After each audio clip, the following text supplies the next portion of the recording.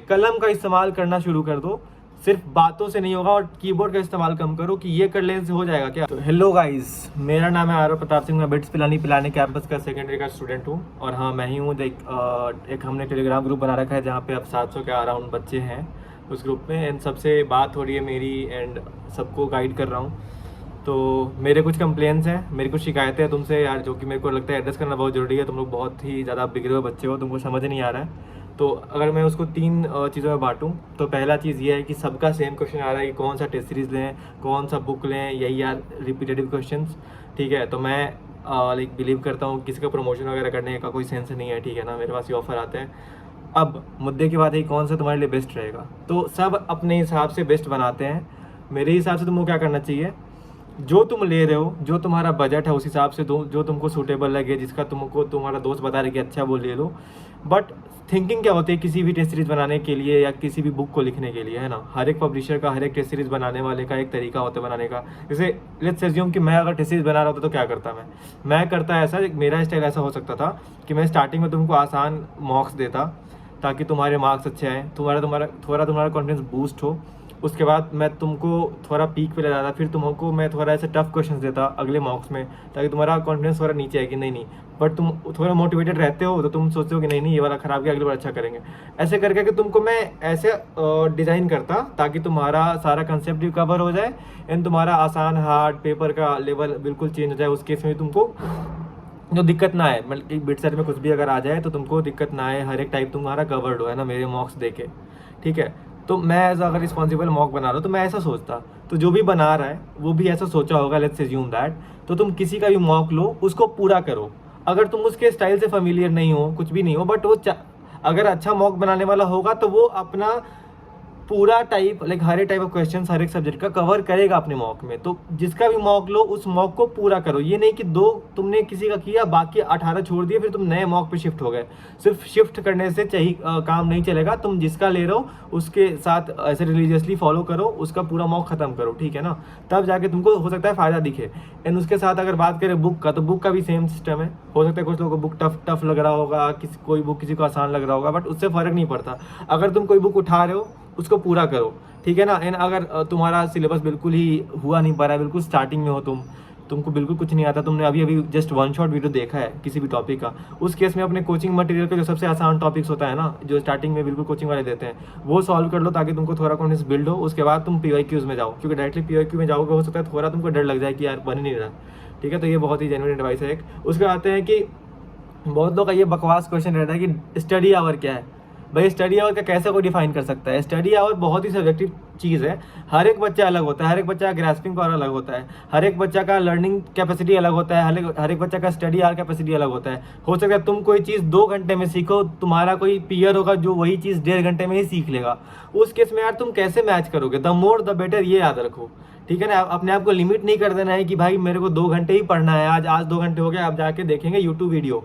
ऐसा नहीं होना चाहिए। तुमको है कि भाई जो तुम कर रहे हो वो अच्छे से करो। और मैं तुमको थोड़ा रूड साउंड कर रहा हूँ, बट यार तुम्हारा सीनियर हो और मुझे लग रहा है तुमको थोड़ा डांट का जरूरत है, बहुत ज़्यादा प्यार ललकार तुमको हो जा रहा है, ठीक है। और मैं वैसा यूट्यूबर हूँ नहीं कि तुमको ऐसे साउंड इफेक्ट डालूंगा सैड से और वो ऐसे माइक लगा के तुमको बताऊंगा। यार मेरे पास उतना भी टाइम नहीं है, क्योंकि हमारा पेपर चल रहा है। स्टिल हम लोग टाइम निकाल के तुमको अगर कुछ बता रहे हैं एंड स्टिल तुम लोग सेम क्वेश्चन पूछ रहे हो, तो थोड़ा तो एंगर आएगा। एंड वो मैं तुमको बता रहा हूँ, मेरा ऐसे शिकायत है तुम लोग से। उसके बाद आते हैं कि स्टडी वाला बता दिया कि जिसको जितना पढ़ना है पढ़ ले, कभी भी काफ़ी नहीं होता, ठीक है ना। तुम हमेशा कुछ ना कुछ लैग करोगे, क्योंकि अगर तुम अभी 8 घंटे पढ़ रहे हो, तुम्हारा प्रोजेक्टेड स्कोर होता है ना IPL की तरह, हो सकता है तुम्हारा 280 दिखा रहा होगा प्रोजेक्टेड स्कोर। तुम 8 को 8.5 कर दो, 9 कर दो, 290 चले जाओगे, 300 चले जाओगे। तो जितना ज़्यादा तुम पढ़ोगे तुम्हारा फायदा होगा। यार मेरा कुछ नहीं जा रहा उसके अंदर। The more you study the more it will be beneficial to you, ठीक है। तो उतना मत सोचो यार कि पता नहीं क्या हो जाएगा, कम पढ़ लेंगे ज़्यादा पढ़ लेंगे। उसके बाद यार ऐसा सोच लो दिमाग में कि जब ये टेस्ट सीरीज़ वगैरह नहीं थी इतनी सारी, 50-150 टेस्ट सीरीज़ नहीं थी, तब भी बिट्स था ही, तब भी लोग बिट्स आते ही थे। तो एक टेस्ट सीरीज से उतना कुछ फर्क नहीं पड़ता। तुम्हारे अंदर आग होनी चाहिए, तुम्हारे अंदर प्रैक्टिस करने की इच्छा होनी चाहिए, है ना। जेई एडवांस देते हैं बहुत लोग, जेई मेंस देते हैं, उसका सिलेबस उनका उधर हुआ रहता है, फिर लोग बिट्स बस रैंडमली फॉर्म भर देते हैं, they end up being in bits. ये भी होता है। बहुत लोग यहाँ ऐसे हैं जो बिट्स की स्पेशली तैयारी भी नहीं करते, still they are in bits.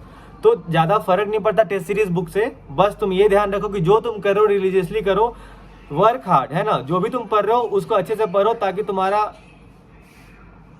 ठीक है, ताकि तुम्हारा जो है सिलेबस खत्म हो। तुमको सॉल्व करना है कॉपी पे लिख के, कलम का इस्तेमाल करना शुरू कर दो, सिर्फ बातों से नहीं होगा, और कीबोर्ड का इस्तेमाल कम करो कि ये कर लेने से हो जाएगा क्या। बेसिकली जहाँ तक मुझे लगा है ना, तुम्हारी समस्या ये है ना, तुम चाहते हो कि एक बंदा बिट्स से है, तो ये भाई बिट्स पिलानी कैंपस का स्टूडेंट है, इसने मुझे बोल दिया है कि भाई तेरा, लेट्स से तुम्हारा नाम XYZ है, तो कि XYZ का हो जाएगा, तो उसने बोल दिया हो जाएगा। अबे मेरे बोलने से थोड़ी होता है, अगर मेरे बोलने से होता तो मैं अपने सारे टेलीग्राम ग्रुप के बच्चों का नहीं कराया था बिट्स में एडमिशन। ऐसा नहीं होता है, मेरे बोलने से नहीं होगा, तुम्हारे करने से होगा, पेपर तुमको देने जाना है। उस केस में तुम जो है अपने आप पे काम करो, जो भी तुम्हारी कमियां हैं। एंड हाँ, टेस्ट सीरीज अटेम्प्ट करने का तरीका अगर तुमको बताऊं, बहुत लोगों को ये बुद्धि भी नहीं होती। करना क्या होता है, टेस्ट सीरीज तुमने अटेम्प्ट किया, मान लो 130 क्वेश्चन होता है ना बिट्सर के अंदर, 40 तुम्हारे गलत है, 90 सही है। अब 40 क्वेश्चन के अंदर वो फिगर आउट करो कि कौन से एरर हो सकते हैं। मेजरली 2 तरीके की गलतियां लोग करते हैं। पहला टाइप का गलती क्या होता है कि तुम करते हो कंसेप्चुअल एरर, तुमको वो आता ही नहीं था, तुमने पढ़ा ही नहीं था। दूसरा आता है तुम्हारा सिली मिस्टेक। अब हम लोग बात करें, पहले दूसरे शुरू करते हैं। दूसरा होता है सिली मिस्टेक, जो बोला ना मैंने, सिली मिस्टेक। हम लोग इतने बड़े अच्छे इंसान है ना, लाइक हम इंसान है ना, तो हम लोग हमेशा सुपीरियर अपने आप को दिखाते हैं। मिस्टेक्स को ही सिली बोल दिया, साले सिली तुम हो, तुमने वो मिस्टेक करी है, मिस्टेक सिली नहीं था। तो आगे से ट्राई करो कि वो वाला सिली मिस्टेक दोबारा ना हो। मैं कॉलेज में हूँ, आज तक मैं भी करते आ रहा हूँ, बट तुम ना करो। मैं भी मिनिमाइज कर रहा हूँ, तुम भी मिनिमाइज करो, ठीक है। तो मिस्टेक सिली नहीं होते, तुम होते हो सिली जो उस मिस्टेक्स को करते हो। उसको आते हैं कंसेप्चुअल एरर पे। तो तुम देखो कि ये वाला कंसेप्चुअल एरर मेरा इस मॉक में हो गया, अगले मॉक में मेक श्योर कि वो वाला कंसेप्चुअल एरर तुम्हारा ना हो। अगले मॉक में कोई और गलती करो और पुराने गलतियों को सही करते रहो। एक गलती जो कर दी, मान लो तुमने आरबीडी में एक बार मोमेंट ऑफ इनर्शिया गलत ले लिया है, अगली बार खबरदार कि आगे से कभी जब भी ऐसा कुछ आरबीडी का क्वेश्चन आए तो तुम्हारा मोमेंट ऑफ इनर्शिया गलत हो जाए। लेट्स से मैथ का एग्जांपल कि तुमने कॉस का इंटीग्रेशन ही गलत साइन के साथ ले लिया, तो वो नहीं करना है। आगे से वो वाला चीज ध्यान रखना है, अपनी गलतियों से सीखते जाओ, सिली मिस्टेक अवॉइड करो, कंसेप्चुअल एरर में कंसेप्ट कवर करते जाओ। जो गलती एक बार हो गई, जो कंसेप्ट एक बार छूट गया, उसको कवर करा उस मॉक के बाद। एक मॉक दिया, ये नहीं कि लगातार मॉक दिए जा रहे, एक मॉक दिया उसके बाद एक दिन टाइम दो, उस मॉक को ऐसे सिंक इन करने दो यार, थोड़ा ऐसे खुद को समय दो, मॉक को समय दो, खुद को इंप्रूव करो। भाई सॉल्व करने से, सिर्फ सॉल्व करने से नहीं होगा, ठीक है। तो ऐसा करके यार तुम्हारा इंप्रूव होगा। सॉरी अगर मैंने रूड साउंड किया, सॉरी क्या साला, गलत तुम कर ही रहो, तो सॉरी कुछ नहीं है, ऐसे सही करो अपने आप को। बहुत टाइम निकाल के बना रहे वीडियो तुम लोगों के लिए, पेपर चल रहा है, हमारा कॉम्प्री होने वाला है, एंड लाइक मैं अपने दोस्तों को बुलाता हूँ, मैं बनाता हूँ वीडियो, तो उतना टाइम तुमको दे रहा है यार, तो थोड़ा उस चीज़ की वैल्यू करो। एंड हाँ, टेलीग्राम अगर तुमने ज्वाइन नहीं करा है, उसमें अब अराउंड 700 लोग हैं, like we are really grateful, इतने लोग जुड़ रहे हैं हमसे। इन उनका अगर भला हो जाएगा तो बहुत अच्छी बात है हमारे लिए। As a senior junior interaction मज़ा आ रहा है मेरे को बच्चों से बात करके। मैं उस टाइम में था तो मैं उस मेमोरी को रिलीव कर पा रहा हूँ, ये चीज़ें हैं। बट हाँ, थोड़ी ऐसे कॉमन सेंस को तुम अपना इन्हांस करो। बिट्स आने वाले हो, IIT जाने वाले हो, तो थोड़ा हम तुमसे एक्सपेक्टेशन हाई रख रहे हैं। अब स्कूल खत्म हो गया है, तब बचपना छोड़ो, जो गलतियां कर चुके हो, जो चीज़ें पता है तुमको, वो चीज़ें दोबारा मत पूछो, ठीक है। अपना समय बचाओ, मेरा समय बचाओ, बाकियों का समय बचाओ, ठीक है। All the best, bye bye. And हाँ, अगर चैनल को सब्सक्राइब नहीं करा है तो वो भी कर देना, अगर अच्छा लग रहा मेरा वीडियो तो, अनफिल्टर्ड वाला। एंड हाँ, अगर टेलीग्राम ग्रुप ज्वाइन नहीं करा, उसका लिंक जो है डिस्क्रिप्शन में होगा। इंस्टाग्राम पे मुझे फॉलो कर सकते हो, जो करना है कर सकते हो। बट हाँ, मेन काम है पढ़ाई करना, वो कर लो यार अच्छे से।